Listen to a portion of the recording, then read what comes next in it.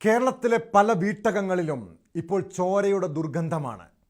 കോവിഡിന് ശേഷം നമ്മുടെ സാമൂഹ്യ അന്തരീക്ഷത്തിൽ സംഭവിച്ച മാറ്റങ്ങളാണ് കുടുംബങ്ങളിലും പ്രതിഫലിക്കുന്നത്.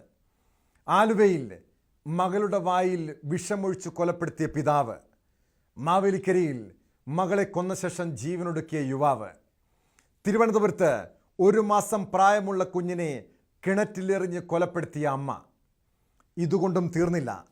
തൃപ്പൂണിത്തുറയിൽ അമ്മയെ വെട്ടിക്കൊന്ന മകനും, തൃശ്ശൂരിൽ മകനെയും കുടുംബത്തെയും തീകൊളുത്തിക്കൊന്ന വയോധികനും, കൊല്ലം പരവൂരിൽ അച്ഛനെ തീകൊളുത്തി കൊലപ്പെടുത്തിയ യുവാവുമൊക്കെ 2023 വെറുക്കപ്പെട്ട ജന്മങ്ങളാണ്.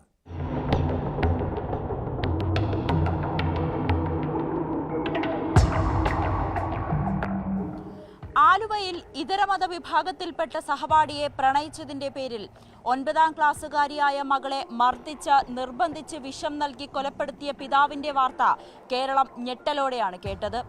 കണ്ണൂർ പയ്യന്നൂരിൽ ഭർത്താവ് ഷാജി ഭാര്യ പ്രസന്നയെ വെട്ടിക്കൊലപ്പെടുത്തിയതും പത്തനംതിട്ട കുന്നന്താനത്ത് ഭാര്യ ശ്രീജയെ കുത്തിക്കൊലപ്പെടുത്തി ഭർത്താവ് വേണുക്കുട്ടൻ ജീവനൊടുക്കിയതിനും ഒരേ കാരണം: കുടുംബ പ്രശ്നം.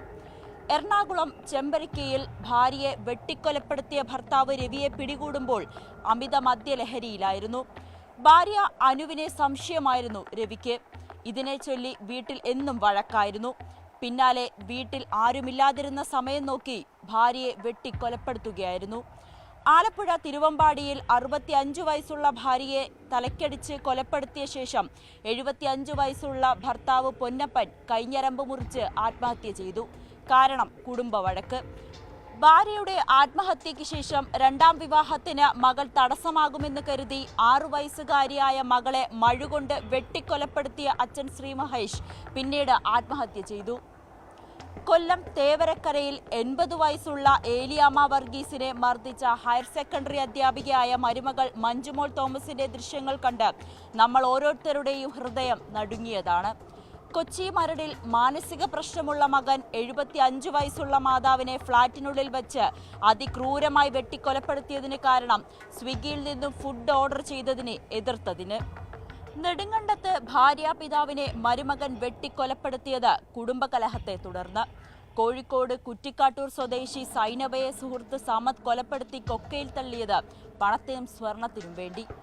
എന്തുകൊണ്ടാണ് പറഞ്ഞു തീർക്കാൻ കഴിയുന്ന കുടുംബ പ്രശ്നങ്ങൾ ഇത്തരത്തിലുള്ള കൊലപാതകത്തിൽ കലാശിക്കുന്നത്? ലഹരിയുടെ അമിത ഉപയോഗം പല കുടുംബങ്ങളിലും വില്ലനായി മാറി. പരസ്പരം സ്നേഹമില്ലാത്തതും വിശ്വാസമില്ലാത്തതും പലരെയും ക്രൂരമായ പ്രവൃത്തി ചെയ്യാൻ പ്രേരിപ്പിക്കുന്നുണ്ട്.